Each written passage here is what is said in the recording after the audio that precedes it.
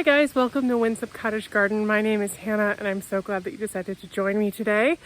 Today we are up at the cottage, as you can see, and it is time finally for a cottage garden tour. Now I'm calling it a cottage garden tour because we're at the cottage and it's garden and we're touring it. But I don't know if I would quite classify our garden as a cottage style garden quite yet. It's something that we do enjoy those aspects and there's definitely elements of that. But I would actually kind of call our yard more of like an American version of a cottage garden tour. And I hope that as we kind of go through it and you'll see a little bit more what I mean by that. I'd say it's not quite so annual and perennial mix. It's mostly perennial focused, but we still have a lot of pops of color and not so many rigid lines. So hopefully it'll make more sense when I show you that. And I thought that I would share this with you. We've done a lot of projects here, but I don't know if I've actually spent the time yet to walk through it fully. And it's a great time to do it because it's a real time. Let's be honest. Right now it is about a week after July 4th. And there's elements of our garden that are looking a tiny bit sad and needing a little bit of work. But there's also elements that are looking so good. Like right now, the astilbes in the yard are really rocking it. So I wanted to kind of show those and their beauty. You've seen some of these areas in other videos, providing an update to them, as well as showing you elements we haven't seen yet and other projects that are coming in the future. So to get started, we're going to start in this bed that I've shared not too long ago, to be honest, which is at the end of our garage. And here it is. The layers are really coming together quite nicely. My parents actually built this cottage about 12 years ago. So many elements of this are 11 to 12 years old. This bed, however, was planted about 10 months ago. So it's really filled in for being so new. I had a video recently where I showed it, and I was hoping that these millennium chives would have started, and they haven't quite. They're just cracking. I bet in a little bit that they'll be good. But the real stunner right now is this beautiful astilbe. I think it's something like a chocolate cherry. We had some rain last night, so some of it's flopped over. But it'll pull itself back up, hopefully. And it is just looking so nice. I love how fluffy these look. There's the tips that have it open that are nice and dark, but then the actual blooms, they get really light when they're done. This bleeding heart is doing what all bleeding hearts do right now, which is it's going into dormancy. But to be honest, this one's the same. I kind of like it. It provides a really nice pop of yellow that this space needed. This astilbe also has like a darker hue. Right now it's looking a little green, but it'll look purpley through much of the season. So it's something that I'm kind of missing in this area. So something I am looking to do is add some more astilbes and other things with different colored foliage.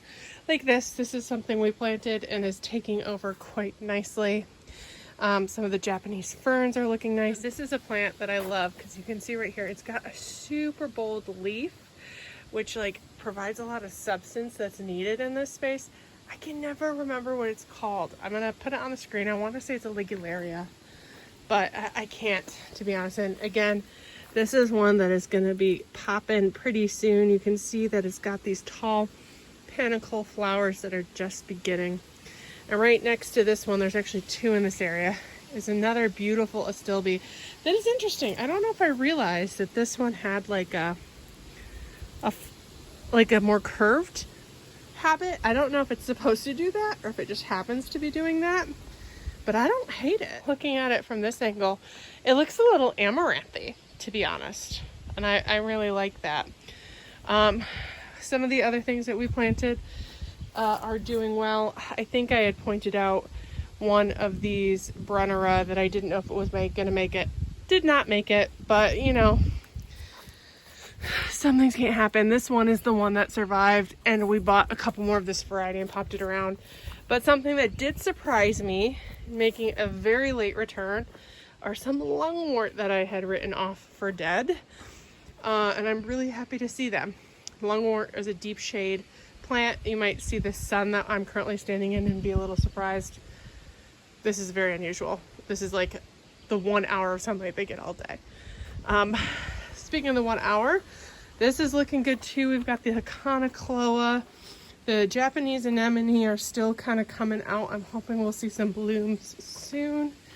But this whole area is looking very lush.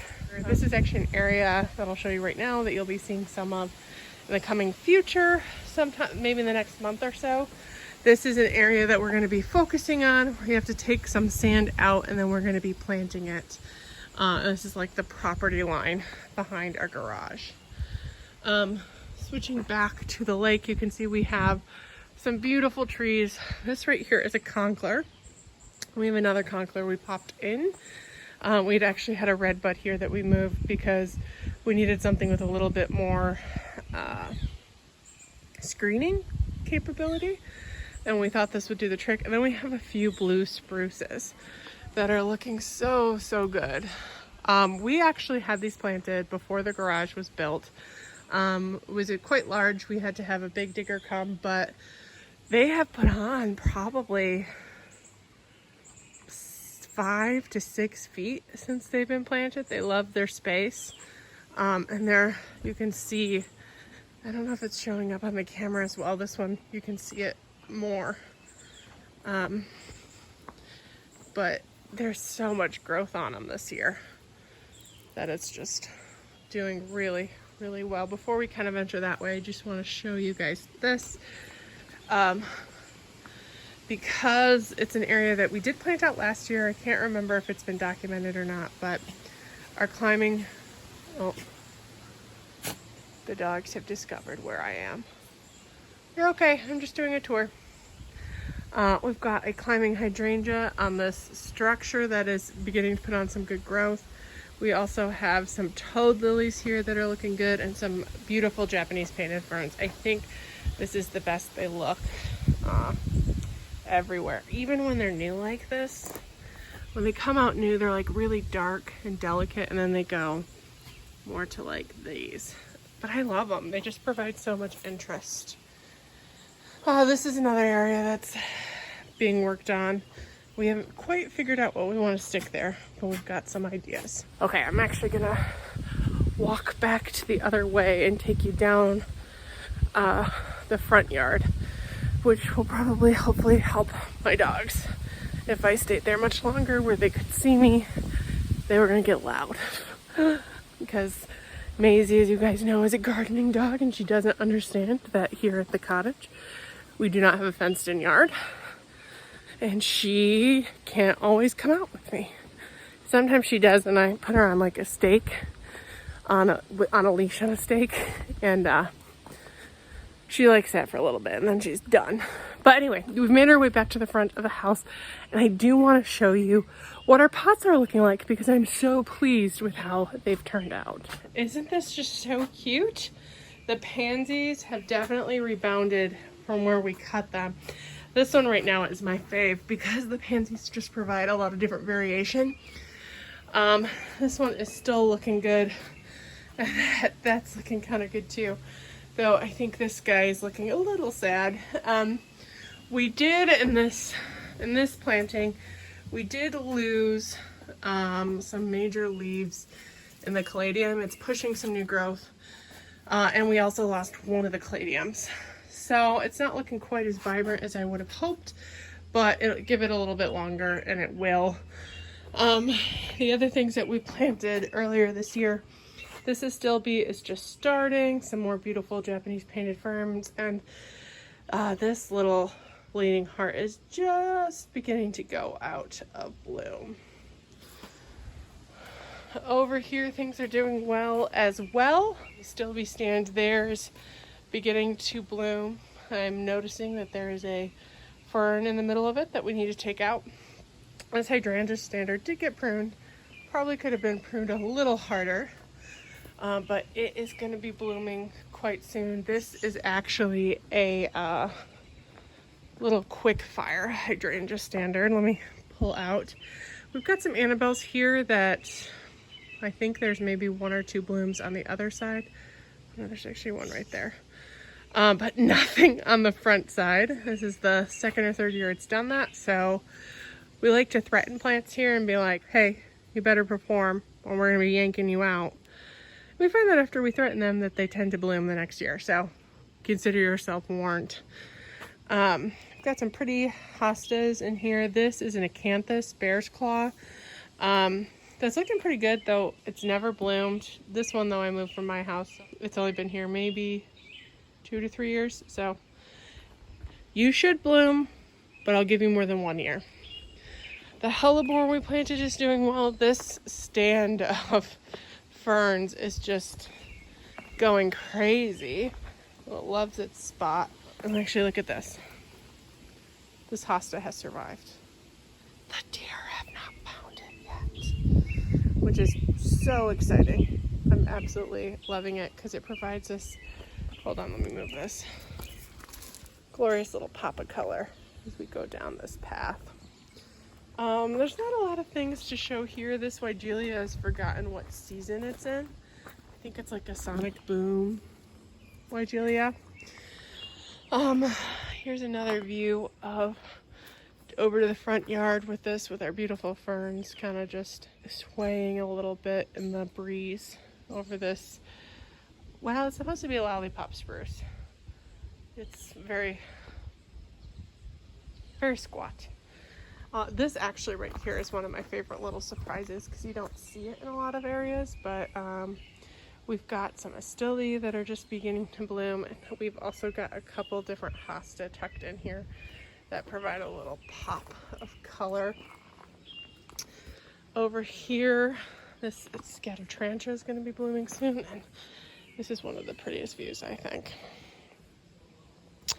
Forgive our weeds that need to be flame weeded, but oh, and there's one little, this was glorious. You can see all the seed heads that it's put on, but they all started with one of these flowers, which isn't that just so pretty? I actually have, I can't remember what this variety is, but I actually have it at my house and it did not flower at all yet this year. This will do one more round later this year because it blooms on old and new wood. This is an area we showed recently. I actually filmed it earlier today with this Japanese maple that got planted this year. It's a blood good Japanese maple. And I've mentioned this before, this ground cover I should address.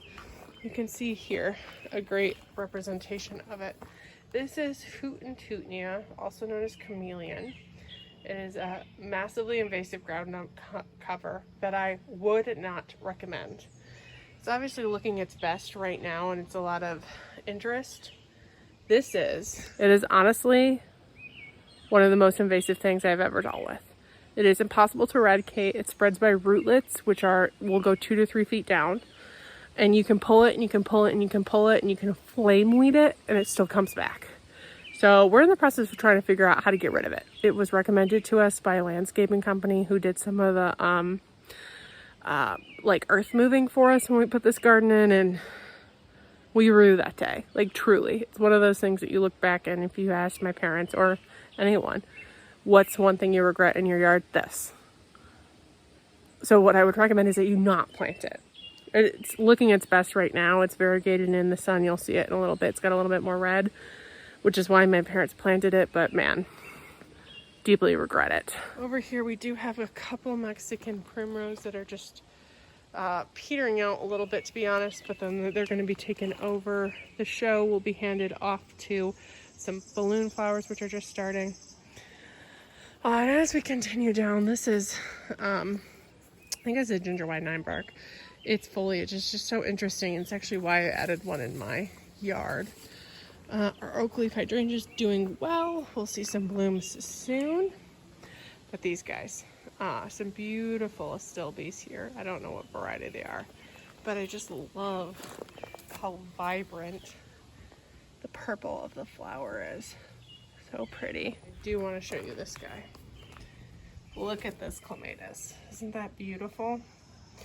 I don't remember what the variety name is, but I bought this for my mother on my birthday last year because I bought myself one and I bought her one. Mine died, hers didn't. But doesn't it look so pretty?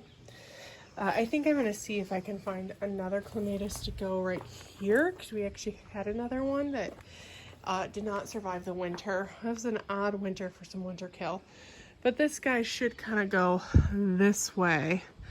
And I'd love another tall one to help fill in the space. It would honestly be like the ideal location for a rose, but does not get quite enough sun, which is a bummer.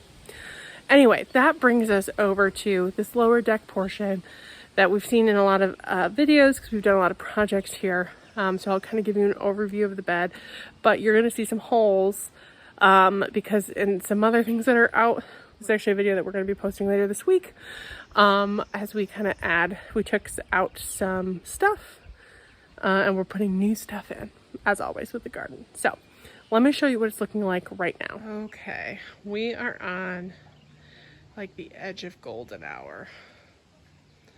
And it's just looking glorious, which is why I wanted to share this. Oh, my parents were next door at a neighbor's and they're venturing home. Okay, it is actually a new day. My parents came back, you saw that. And then I got caught up in doing some other things with them. So I'm gonna finish the garden tour now, but it's no longer golden hour. In fact, it's kind of around midday, so the lighting could be better, but I really wanted to film this garden tour this trip, and I'm leaving today, so there's no time like the present. So let me show you what is in this area, because this bed is probably the best, most established bed, because it's one that I've been kind of sneaking smaller plants into. My dad is big on shrubs and larger perennials. I like to make sure everything is jam-packed and looking complete and full. So I've had a lot of hands in this bed and it's looking really good, if I do say so myself. Excuse the somewhat dappled light, but as you can see, this is a red bud that always looks glorious in the spring. The baptisia we planted earlier this year is finished blooming, but still looking nice. And this is actually bloomed out largely. We've got the iris here, a peony bush. This is a hydrangea that is actually showing a few signs of chlorosis. I might need to treat it a little bit, but it's just starting to flower up. I wasn't sure if we'd get any buds this year because it blooms on old wood, and a lot of these hydrangeas, I'll show you another stand in a little bit, had a lot of winter damage in a very kind of odd way. You can see poking through a salvia that's just kind of petering out a little bit, and then these daylilies will be starting soon. We also have some black currant lilies, I think they're called, that are poking through, that they'll be coming in. This is a tiered garden. Oh, if you see this way, you can see some of those pinky hydrangeas. So this is a tiered garden. This tier is closest to the house. We've got this tier where we have a Japanese maple, as well as a ton of houttounia we need to get rid of, and some other shrubs. And then we have this one down here, which I don't know if you can actually see it, but there's hooks in these trees for a hammock, which sometimes gets down. And when I get down closer, I'll give you a better look at the evening primrose. If we flip over here, you'll see we have a great big giant space that you'll be seeing later this week in a project. We also have a beautiful view of this magnolia bush. It is an Anne magnolia. It was actually bought for my parents when my dad's mother, who was named Anne, passed away. And it has loved life here. It's actually only supposed to get 8 to 10 feet tall. And you'll see when we get down there that it's probably more like 12 because it just loves this space. In fact, I don't see any right now, but it always reblooms here in August. So odd, so unusual, no idea why, but it loves it and we love it too. So that is an Anne magnolia that is planted in honor of my grandmother, Anne. We have a mock orange that just went out of bloom. And then over here we have a huge stand of Lucifer's tongue, Crocosema. That will be blooming soon. We also have some beautiful daylilies. I don't know what this variety is, to be honest, but it's got this like striking apricot color. And then this is actually a bed you saw not too long ago because we planted these 3 lavender, which you can see that they're liking it. They're just putting on some buds. The other thing we planted in this area is these cosmos that are coming on strong. There's some carnations we planted, and As you can see, one of our Chinese forget-me-nots is blooming, which is really exciting. Over here, I think that's a peachy keen rose. I'm not quite sure. It needs to be deadheaded, but it's got its next flush of buds on it, which is good. You can also see the tiger lilies, which in our area are also known as ditch lilies because they grow in the ditch, coming in. And then actually we'll look at this from the other side because I think you'll be able to see it a little bit better. But before we do, I did want to point out this honeysuckle, which has had a bit of a tough year. You can see there's some holes in it.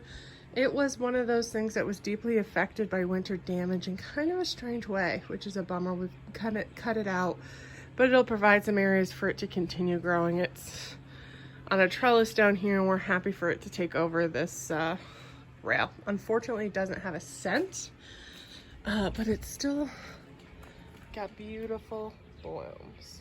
Okay, we have actually wound our way back to the area that we had stopped in at earlier. So we're kind of near our screened-in porch. So we looked at that bed over here. Now I'm going to be winding my way around here into the sunshine. This is a rock garden that we've had 2 or 3 ground covers just really take over. So it's something we're going to be revamping soon, this year, next year, unsure when. We've just kind of let it go, and there's a lot of weeds in here, including, as you can see right here, a volunteer tomato, which is kind of amusing. We also have some lupins in here, and up there, you can see some of the layers, which is really pretty. With the rose, there's some other lupins, a hosta, some ground cover, and then these beautiful ditch lilies, which the flowers only last for 1 day. They grow wild in our area. But isn't that really pretty? It's fun to see them kind of poking through.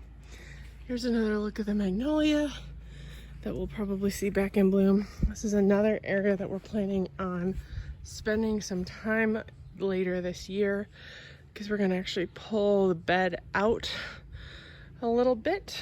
So it's a larger defined area. Over here is a bit of a conundrum. This is the first island bed as you kind of pop down.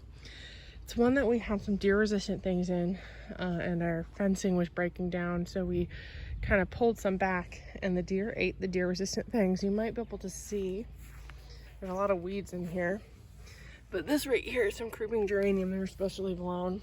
They've munched on some iris, and I think in here was purple coneflower that has just been decimated. So we're gonna have to do some revamping. There's not a lot to see in this bed. This is bridal veil spirea, which is out of bloom right now. And then this is the other stand of hydrangea that I mentioned. Had a lot of winter damage. There's a couple blooms, as you can see. They're really pretty macrophilia type. But by and large, if I go down here, you'll be able to see there was a lot of winter damage on these. So any of the green, they're not dead. Any of the green you see is this year's growth, which means it's not gonna bloom.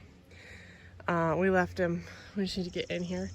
We have some red hot pokers, which are such a fun plant. We have a hibiscus in here that is a little delayed, some grasses, and then this is the bed. This whole island needs a lot of work. We'll just leave it at that. But this series down here, there are 4 bed islands. Why don't we actually walk down and we'll work our way back up, because that might make more sense. Okay, so as you can see the cottage here, we have 4 island beds in the cottage, and then the big bed that's tiered near the house. This side on the left only has 2 tiers, and then this side on the right where we just were has those 3 tiers. This is quite a hill up from the water, which is at our back right now. So these beds were kind of put in place to create a meandering path that if you kind of zigzagged your way back and forth, you wouldn't have to do much of an incline. So that was put in place, one, so as my parents age, they can get up and down, and if we ever have to push someone in a wheelchair, it can go up and down quite easily. That was kind of inspired by my other grandmother named Sheila, who absolutely loved the water. She was in a wheelchair and always would want to go down to the water to see it, which sometimes if it was a hill was very, very difficult. And so my parents had that in mind when they were building, that if we ever were caring for somebody that was in a wheelchair, that we still wanted to be able to get them down. Even if it took a longer, more scenic route to get them back up again. Let's go explore these beds just a little bit closer. So this is the first bed on the left, which is a bit of a utilitarian bed. We've got these beautiful Shasta daisies. We have to reclaim the edge from grass a bit. And in here, there's some more daisies we need to control, but we have a number of blueberry bushes in their first season. They're looking like they could use some iron because blueberries like an acidic soil. But we have 2 rhubarb plants in here and then 6 blueberry bushes. Not all of them have blueberries this year, but this one does. They're still green, and we think that they'll fill in this space eventually. Up above there, we have 3 peony bushes as well as some cosmos that we planted that aren't looking as good as the ones up top, but still look pretty good. And if I get closer, the dahlias that we planted. So let's see what we got. We have 1, 2, 3, I believe this is 4 actually. Looking for the dahlias. We planted 5 in here. Okay, actually look. 1, 2, 3, 4. And I'm not sure where number 5 is, but I'm sure they'll come in sooner or later. The hollyhock we planted in here have survived, but I don't believe the delphinium has, which is not surprising. In this bed we have a beautiful river birch, which is quite large. Some iris, spirea that is actually just coming in to flower. This is the bed directly opposite that bed, and we have a kind of out of control bamboo. We did not put down any bamboo sheathing when we planted it, and this bamboo's actually moved from 4 houses with us. Well, a chunk of it anyway. So it's something that we're going to try and remediate in the near future. All of these island beds actually need work. Let me preface that. So we're going to try and put some sheathing in to keep it controlled, because we don't think we can get it out right now because it's got quite the root ball. In here is also our storage area right now for some plants we wintered over that need to find homes elsewhere. We have some sumac bushes here that we're also in the process of trying to take out because they were destroying the rock wall. If we walk up, this is another bed that needs a lot of work that we're actually going to focus on next, I believe. I don't know, it kind of depends on what my dad wants to do. We have some Miss Kim lilacs in here that we're thinking about moving. We also have these rugosa roses that we tried a rejuvenation prune and didn't really work, but they were dead anyway. So lots of potential. Here's another look at the beds closer to the cottage, including, let me come show you this evening primrose. Isn't this pretty? Just a bright yellow flower that we love. And that brings us back up here to these top beds and our stairs. And that brings us back to kind of where we paused our trip today. In this top bed, I'm sitting on some swings right by the lavender, which is one of all of our favorite spots. But yeah, you can see that this garden got a little away from us in the last year or two. We have to do some revamping, and that's kind of paused a lot of projects, which has meant that things have kind of stalled out and gotten a little weedy and overgrown. We've had to also rethink some of the shrubs that we've chosen. They've been in place for about 10 years now. Some of them, like those rugosa roses, have lived their life. And we tried saving it, doing a rejuvenation, but didn't quite work. So we need to rethink that. We also, things love this garden. Routinely, they get bigger than they are advertised to get, which has proven difficult in some areas with how we chose to originally plant things. And it's time to rethink those as well. So we have a whole area of scope and thinking about what we can do and place places to make this a little more easier to maintain while still beautiful and using the garden beds appropriately. So those are some of the projects we're going to be working on probably in the next few years, to be honest. I know we have some beds earmarked to do next. We have some plants for them, and I'm so glad that you guys are here and can join us as we work on it. But I thought I'd give an honest garden tour of what our garden looks like right now. It's July 10th, I believe. So dog days of summer are almost upon us, though, to be honest, where we are, it's here at the cottage, it is very temperate. So dog days take on a slightly different meaning. When the hottest they generally get is 80. Sometimes they get up to 90 and the whole world ends because it doesn't happen here. But for now, it's a very peaceful place, and I'm going to go work on a project in this bed, which will be one of the next videos you guys see. Anyway, thank you so much for joining me today. I hoped that you can see kind of where we are, some of the beauty and some of the work, and we will definitely document the progress of this garden as the season progresses and in the years to come. I just realized that there's whole areas I forgot, which is the deck. I was going to provide an update up there, starting with, this is one of those random pots we had with a bacopa, a marigold, and a red petunia and a red, I have an audience. You want to come onto the deck? They're both here, actually. They're deck dogs. So yeah, there's also a verbena in here, red as well. So this is like really filled out and liking its spot. If we come up here, we'll give a tour of this area as well. Let's let the dogs out first. You can see that some of the pots have really taken off and are doing super well. Some things like this, pepper, they got a little overwatered, so we're drying it out, but I think it'll be good and recover well. This pot in particular is looking fantastic. It is, there's a geranium, a red verbena, red wave, and a white euphorbian spike plant with one vinca. It's looking so full. Tomatoes, I've started, we look in here carefully, you can just see, where is it? Some tomatoes beginning to form. This is actually the cherry that we bought a plant of to replace ours that died. Here we've got more tomatoes. This is a San Marzano. It's doing pretty well.